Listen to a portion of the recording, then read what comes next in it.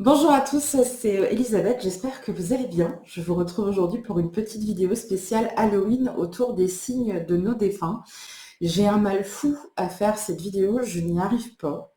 Il y a des fois comme ça, c'est hyper difficile, je ne sais pas pourquoi, je me trompe de mots, je n'ai pas la bonne tonalité, je n'ai pas... Enfin voilà. Donc, je vais arrêter de me compliquer la vie, je vais essayer de faire cette vidéo le plus fluide et le plus naturellement possible. Ok? Donc, nous allons parler de nos défunts parce que c'est un sujet qui passionne, que ce soit dans mes séminaires, que ce soit dans les rendez-vous aussi que je peux avoir quotidiennement ici au cabinet ou à distance d'ailleurs, peu importe. On me questionne très souvent par rapport aux signes qu'on peut recevoir après le départ de quelqu'un. Très souvent, les gens me disent: ah ben vous êtes médium, donc forcément vous devez avoir signe et plein de choses, mais moi j'ai rien eu. Moi mon papa est parti, j'ai eu aucun signe, ma maman est décédée, j'ai rien eu du tout. Et puis en parlant avec eux, en leur donnant quelques exemples aussi de messages et de signes qu'ils peuvent recevoir, ils se rendent compte que finalement, ils ont reçu des signes, mais ils ne les ont pas interprétés sur l'instant comme étant un signe. Et pourtant, on reçoit tous des signes. Il n'y a pas besoin d'être médium pour ça. Normalement, vous avez tous reçu des signes au moment où vous avez perdu quelqu'un, malheureusement, et c'est de ça que nous allons parler aujourd'hui. Les récits concernant justement les premiers signes comme ça, juste après la mort physique de quelqu'un, ne manquent pas, vous êtes nombreux. Et vraiment, c'est intéressant, hein, c'est incroyable de voir le nombre de personnes qui a été témoin de phénomènes ou qui ont eu des expériences comme ça juste après le décès d'un proche et qui n'en a jamais parlé.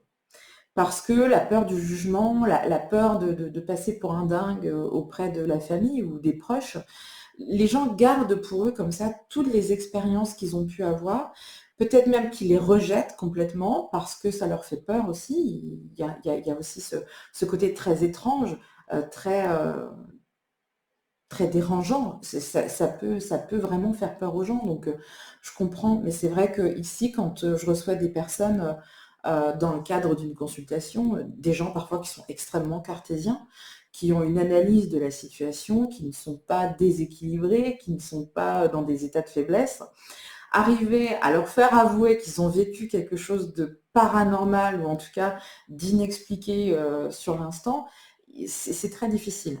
Donc je pense que par pudeur, beaucoup de gens gardent leurs expériences pour eux, ne vont pas forcément partager ça avec le conjoint, la conjointe, les amis, la famille, etc. Ils vont garder ça en eux en se disant, voilà, il y a eu quelque chose que je n'ai pas réussi à comprendre et à identifier, mais ça s'est passé. Mais du coup, je ne vais rien dire. Je vais garder ça pour moi.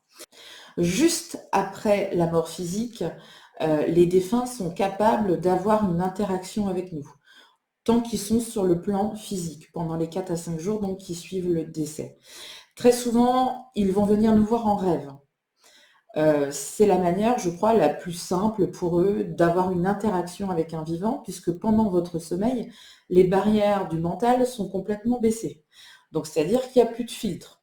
Donc, très souvent, les gens vont avoir un rêve un peu étrange sur un proche qui vient les voir soudainement, qui leur dit au revoir, qui vient leur donner un message, mais qui n'ont pas compris. C'est parce que la personne vient de partir. Et ça peut arriver à tout le monde. Il n'y a pas besoin d'être médium pour faire ça. Vous pouvez aussi sentir, bien sûr, la présence, comme je l'expliquais précédemment, mais vous pouvez aussi sentir une énergie. Il y a des gens qui m'ont confié ce genre de sensation-là, c'est-à-dire que ils ont perdu un proche, ça peut être une maman, le papa, le conjoint, pourquoi pas, et ils m'ont dit, moi, pendant cette période-là, je me suis sentie portée, j'ai eu l'impression que j'étais accompagnée, que j'avais la force d'avancer, compte tenu du drame que je vivais, c'était complètement incohérent, mais j'ai réussi à dépasser cette période-là extrêmement difficile parce que je sentais qu'il était encore avec moi. Il y avait cet accompagnement, cet amour, cette présence qui était là. Et du coup, j'ai pu traverser cette période-là comme ça, sans que je comprenne et sans que je puisse consciemment, en tout cas, l'expliquer. C'est tout à fait normal. Ces sensations sont, je dirais, bien réelles. C'est ça qu'il faut comprendre, c'est que c'est réel. C'est parce qu'il y a aussi une envie de nous accompagner dans cette douleur. dites-vous bien, encore une fois, que la personne qui vient de partir ne peut pas avoir d'interaction directe avec vous. Prendre dans les bras, vous consoler, elle ne peut pas. Mais par contre, l'énergie d'amour et d'accompagnement est toujours présente. Donc, pendant les jours qui suivent le décès, juste après le départ, effectivement, vous pouvez sentir cet accompagnement, ce soutien moral et affectif qui est encore bien présent.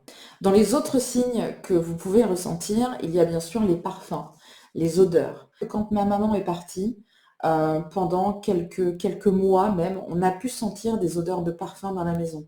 Alors souvent c'est très subtil, c'est-à-dire que ça reste vraiment 3 secondes, vous sentez un parfum et puis c'est fini, c'est terminé. Mais vous pouvez sentir aussi une odeur de cigarette, une odeur, je sais pas moi, une odeur de café, parce que si elle aimait beaucoup le café, une odeur de fleurs. C'est souvent des parfums comme ça qui flottent dans l'air, c'est très très très subtil et ça dure que quelques petites secondes. Si jamais vous sentez ces odeurs-là, dites merci, parce que ça veut dire que la personne vous a rendu une petite visite. Vous pouvez aussi recevoir un message à travers un animal. Alors c'est très bizarre ce que je vous raconte, mais pourtant c'est vrai. Il n'y a pas de hasard, le hasard n'existe pas. Donc les défunts peuvent utiliser un animal, pourquoi pas, pour venir souvent vous rappeler quelque chose. Le fait de revoir cet animal-là, de manière systématique et dans des situations complètement différentes, où il n'y a pas de logique en fait, il n'y a pas de logique à ce que vous voyez ça à cet endroit-là, c'est un message. J'en ai déjà parlé, mais c'est pas grave, je vais en remettre une couche. Quand ma maman est décédée il y a quelques années, il y a des gens qui nous ont envoyé des cartes de condoléances. Des gens qui habitaient dans des endroits différents, qui ne se connaissaient pas entre eux, donc il n'y avait aucune logique en fait, il n'y avait aucune raison qu'on reçoive de manière systématique toujours la même carte, ou en tout cas des cartes similaires avec des papillons. Et en fait, on a reçu des cartes comme ça, d'un peu partout, et à chaque fois, dessus, on avait un papillon. Et le papillon, il avait une couleur bien particulière, parce qu'il était noir et orange, et c'est devenu le papillon de mamie. Les enfants ont gardé ça en mémoire, c'est toujours le papillon de mamie. Et ce papillon est apparu parfois dans des situations complètement dingues où il ne pouvait pas y avoir de papillons. Parce qu'on habite en Bretagne déjà, donc des papillons, on n'en a pas toute l'année, il y en a de moins en moins en plus. Et ce papillon-là, avec ces couleurs-là, c'est vraiment très particulier quand même. Et il y a eu plein de fois où on s'est retrouvé avec ce papillon dans la maison, dans des lieux de vacances, pendant des visites, voilà. On a ce petit clin d'œil qui revient souvent. Donc si vous aussi, vous avez, je ne sais pas, ça peut être un papillon, mais ça peut être un oiseau. Si vous avez un animal comme ça qui revient souvent, de manière un petit peu systématique, à chaque fois que vous avez la même chose, bah, dites-vous bien qu'il y a peut-être une raison. Il y a peut-être une raison. Le hasard, moi j'y crois depuis longtemps, mais après pourquoi pas, hein. Ça peut être aussi des plumes. Les plumes qu'on trouve le long du chemin, ça c'est aussi un petit signe, hein. Il y a quelque chose là-dessous. Alors c'est vrai que trouver une plume par terre, si vous habitez en pleine campagne, là je suis bien d'accord avec vous, bon, c'est normal.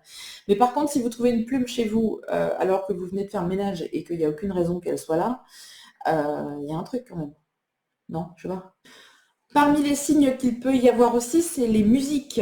C'est-à-dire que vous vous réveillez le matin et vous avez une chanson dans la tête, une chanson que vous n'avez pas entendue depuis à peu près 20 ans et que vous ne comprenez pas pourquoi vous l'avez dans la tête. Eh bien, écoutez, allez regarder les paroles sur Internet, il y a peut-être un message là-dedans qui est pour vous.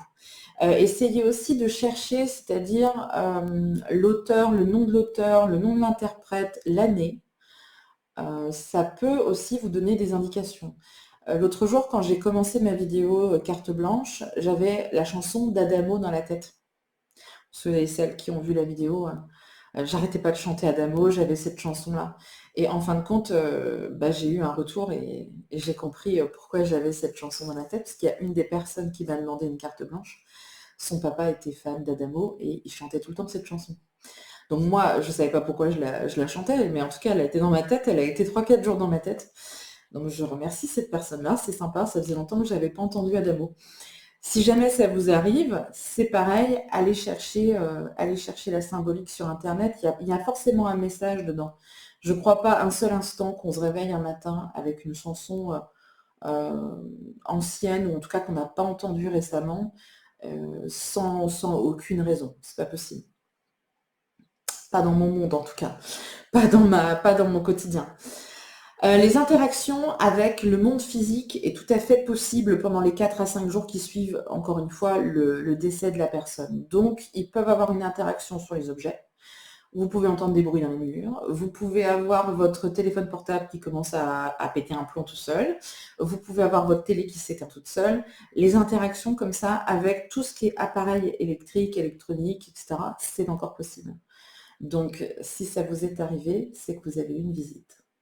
Après cette période d'activité, on va dire, juste après le décès, c'est vrai que là, il y a une période de calme qui revient et qui est absolument nécessaire. C'est-à-dire que le défunt, lui, va devoir évoluer sur son plan, sur les différents plans énergétiques qui vont s'offrir à lui. Il va passer d'abord par le plan éthérique, puis il va passer après sur le plan astral. Donc pendant cette période d'évolution-là, les signes vont s'estomper jusqu'à disparaître complètement, et c'est justement à ce moment-là que les vivants vont croire que tout ça, il s'était imaginé, que finalement, il n'y a plus de signes et que finalement, c'est terminé, il n'y a plus rien. Et le silence, là, est très très mal perçu, très très, très mal vécu aussi par les vivants qui se sentent généralement complètement abandonnés. Et je sais que c'est une période très difficile parce que on a eu plein de signes, il y a eu plein de choses, et puis d'un coup, boum, il n'y a plus rien. Et là, le vivant vit cette expérience-là un petit peu comme un abandon, où il se dit, voilà, cette fois-ci c'est fini, il est vraiment parti, il n'y a plus de signes, il n'y a plus rien. Les vivants vont très très mal vivre ça, donc forcément, ils vont pleurer leur mort, ils vont continuer à les appeler, à les solliciter, etc., etc., etc. Et c'est justement ce qu'il ne faut pas faire. Alors, je sais que c'est très difficile. Pleurer, c'est naturel, on ne peut pas s'en empêcher, hein, c'est plus fort que nous. Mais c'est vrai que pendant une période qui peut être très variable, hein, ça peut durer 3 mois, 6 mois, 1 an, il vaut mieux ne pas trop les solliciter. Il vaut mieux pas continuer à les appeler et à leur dire des choses qui les font un peu culpabiliser. Parce que ça va les raccrocher sur notre plan physique, ça va les gêner dans leur évolution et ils vont rester coincés après. Donc je sais que c'est très dur, je sais que c'est délicat, je sais que c'est triste, je sais que ça fait mal au cœur, mais le mieux pendant cette période-là, c'est peut-être aussi de leur envoyer de l'amour. C'est de leur envoyer de belles pensées, c'est de leur envoyer aussi des mots. Vous pouvez parler à haute voix, hein, chez vous, hein, en leur disant que tout ira bien, que ça va, que la vie continue malgré tout, et que c'est comme ça, c'est obligatoire. Tout ce qui vient à naître sur cette terre finit par mourir. C'est un cycle qui est complètement naturel. Mais je pense qu'il faut absolument leur envoyer de bonnes pensées, euh, les encourager même à évoluer, à s'occuper de leurs énergies, les rassurer absolument pour pas qu'ils soient freinés dans leur évolution. Vous pourrez faire brûler des bougies blanches, vous pouvez leur offrir des fleurs aussi, les fleurs coupées, poser des fleurs chez vous. Il n'y a personne dans les cimetières. Ça, c'est pas. C'est beau, hein, de fleurir une tombe, hein, c'est très très beau, mais ça n'a pas de symbolique. Moi, je sais que quand je vais au cimetière, à chaque fois, j'ai ma mère qui vient 2-3 jours après en me disant, mais arrête de dépenser ton argent pour des fleurs au cimetière, je suis pas au cimetière. Tu prends un joli bouquet de fleurs, tu le mets chez toi et tu me l'offres, psychologiquement, tu me l'offres. Eh ben, c'est ce que je fais tous les 10 jours à peu près. Je lui offre un bouquet, je le mets chez moi et je sais qu'à chaque fois que je regarde le bouquet, je vais avoir une pensée pour elle. Une fois que le défunt a suffisamment évolué, une fois qu'il a suffisamment pris de l'énergie, en tout cas pour avoir une évolution suffisante, là, il va pouvoir de nouveau envoyer des signes, venir vous voir en rêve, vous faire des visites, il n'y a pas de souci. Mais par contre, il faut vraiment bien respecter ce délai-là d'évolution, en fait, qui est très variable, encore une fois, hein, il n'y a pas de loin. Vous pouvez très bien réussir à faire un contact médiumnique avec une personne qui est partie il y a 15 jours. Et aussi bien, vous ne pourrez pas avoir un contact médiumnique avec une personne qui est partie depuis 40 ans. Il n'y a vraiment aucune loi. Et le temps, de l'autre côté, n'existe pas. Donc c'est vrai qu'il faut parfois prendre son mal en patience, leur envoyer de belles pensées, de l'énergie pendant peut-être 3, 6, 9 mois, 1 an, peut-être même 2 ans, pourquoi pas, mais pour qu'il y ait suffisamment d'énergie pour évoluer. Une fois qu'il aura évolué, une fois qu'il sera arrivé sur un plan supérieur, comme on dit, là, de nouveau, il pourra vous envoyer des messages. Mais il faut faire preuve de patience, parce que si nous, sur Terre, sur le monde physique, tout va très très vite aujourd'hui. C'est à peine on veut quelque chose, ça y est, on l'a tout de suite et tout va vite et on pense vite et on réalise vite et on entreprend vite. Le temps, de l'autre côté, n'existe pas. Donc il va falloir faire preuve de patience. Bien entendu, il y aura encore d'autres signes, d'autres manières de communiquer aussi entre les morts et les défunts selon le degré d'affection et d'intimité que vous pouvez avoir, bien sûr, avec la personne qui a disparu. D'une manière générale, je vous dirais toujours d'être très patient, d'être toujours reconnaissant. Soyez toujours dans la gratitude quand vous recevez un signe, vous avez l'impression que quelqu'un est là. Dites-lui à haute voix, dites-lui je ne te vois pas, mais je sais que tu es là. Et vous verrez qu'avec le temps, plus ça ira et plus vous aurez à affiner, entre guillemets, vos perceptions et votre sensibilité pour savoir que là, à un instant T, il y a quelqu'un qui est avec vous. J'espère que cette vidéo vous aura plu et que vous aurez peut-être compris que vous avez reçu vous aussi un signe. N'hésitez pas à commenter la vidéo et à nous partager peut-être vos expériences et vos signes que vous avez reçus avec vos défunts. Je vous souhaite à tous une excellente soirée. Je vous dis à très bientôt pour d'autres vidéos. Salut!